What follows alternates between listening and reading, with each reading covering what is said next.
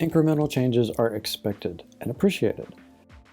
As long as the brand stays ahead of the latest from the competition, that's good enough, right? But what about those on the other side of the car show floor going in a different direction? What if a company sullies their hallowed brand by making it a sedan, a crossover, or even electric? Corvette is not new to major changes. The original was a soft cruiser. The last, front engine, was an all-American masterpiece. But the current one is now mid-engine, refined whether its fans want it to be or not. And there's no manual transmission. Oh my. Where does the Vette go from here? Well, there are other versions, the Z06 and more are coming.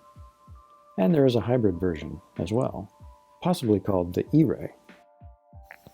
Changing with the times can be hard. If you first encountered the Corvette back in the 50s or 60s, you probably long for a return to a simpler formula for the car.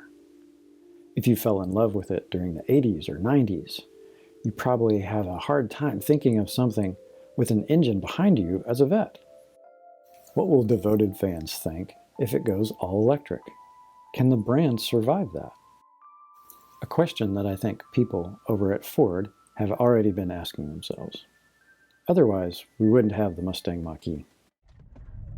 Do you want a brand to surpass what it was before, to live on? It will have to grow and change. One that grew and didn't change was Hummer. And it died.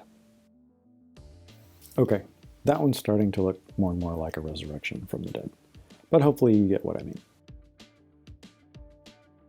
So if you take a great car and reinterpret it, do you have the right to apply the same name to it?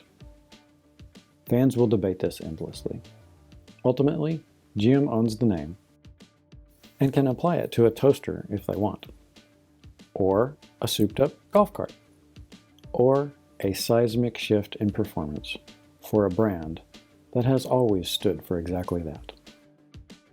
Comment below on what you think an electric Corvette should be called.